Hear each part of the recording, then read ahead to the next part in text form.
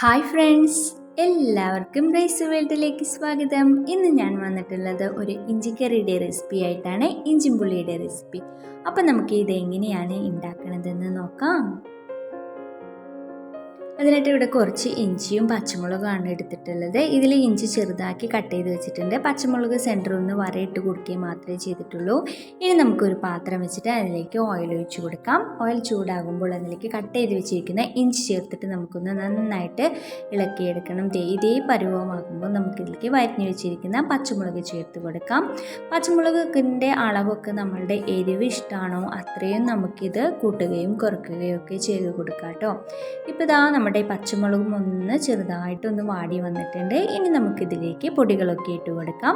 മുളക് പൊടി, മല്ലിപ്പൊടി, മഞ്ഞൾപ്പൊടി ഇത്രയും ഇട്ട് കൊടുത്തിട്ട് നമ്മളിത് വീണ്ടും നല്ല പോലെ ഒന്ന് നമുക്കിത് മിക്സ് ചെയ്തിട്ടെടുക്കാം. ഇനി ഇതിലേക്ക് പുളിവെള്ളം ഒഴിച്ചു കൊടുക്കാം. പുളിവെള്ളം കൂടി ഒഴിച്ചു കൊടുത്തതിന് ശേഷം ഇത് വീണ്ടും നമ്മൾ നല്ല പോലെ ഒന്ന് മിക്സ് ചെയ്തിട്ടെടുക്കണം. ഇനി ഇതിലേക്ക് ശർക്കരപ്പാനി റെഡിയാക്കി വെച്ചിട്ടുണ്ട്. ശർക്കരപ്പാനി ചൂടാറിയതിന് ശേഷം നമുക്കിതിലേക്ക് അരിച്ചൊഴിച്ച് കൊടുക്കാം.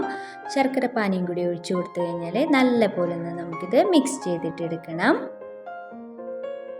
ഇനി ഇതിലേക്ക് ഉലുവയും കായും വറുത്ത് പൊടിച്ചതിൻ്റെ പൊടിയും കൂടി ചേർത്ത് കൊടുക്കുകയാണ്. അതിനുശേഷം നമുക്കിത് വീണ്ടും ഒന്ന് നന്നായിട്ട് മിക്സ് ചെയ്യാം. ഇനി നമുക്കിതിലേക്ക് പാകത്തിനുള്ള ഉപ്പും കൂടി ഇപ്പോൾ ചേർത്ത് കൊടുക്കാം.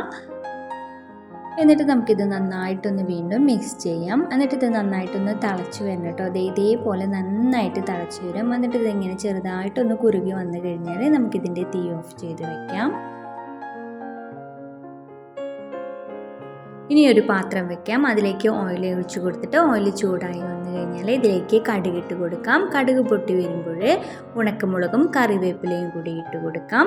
എന്നിട്ട് നമുക്കിത് നമ്മളുടെ ഇഞ്ചിക്കറി ഒന്ന് താളിച്ചെടുക്കാം. ഇപ്പോൾ അത് നമ്മളുടെ വളരെ ടേസ്റ്റി ആയിട്ടുള്ള ഇഞ്ചിക്കറി ഇപ്പോൾ ഇവിടെ റെഡി ആയിട്ട് വന്നിട്ടുണ്ട്. നിങ്ങൾക്ക് ഈ റെസിപ്പി ഇഷ്ടപ്പെട്ടെങ്കിൽ നിങ്ങളിത് തീർച്ചയായിട്ടും ഒന്ന് ട്രൈ ചെയ്ത് നോക്കണേ. അതുപോലെ തന്നെ ലൈക്ക് ചെയ്യാനും നിങ്ങളുടെ അഭിപ്രായങ്ങൾ എനിക്ക് കമൻറ്റ് ചെയ്യാനും മറക്കരുതേ. നിങ്ങൾ ഈ ചാനൽ സബ്സ്ക്രൈബ് ചെയ്യാതെ കാണുന്നവരാണെങ്കിൽ ഒന്ന് സബ്സ്ക്രൈബും കൂടി ചെയ്യണേ. തൊട്ടടുത്തുള്ള ബെല്ലൈക്കണോളും കൂടി ഒന്ന് ക്ലിക്ക് ചെയ്യുകയും വേണം. അപ്പോൾ അടുത്ത പ്രാവശ്യം മറ്റൊരു റെസിപ്പി ആയിട്ട് കാണുന്നത് വരേക്കും എല്ലാവർക്കും ബൈ.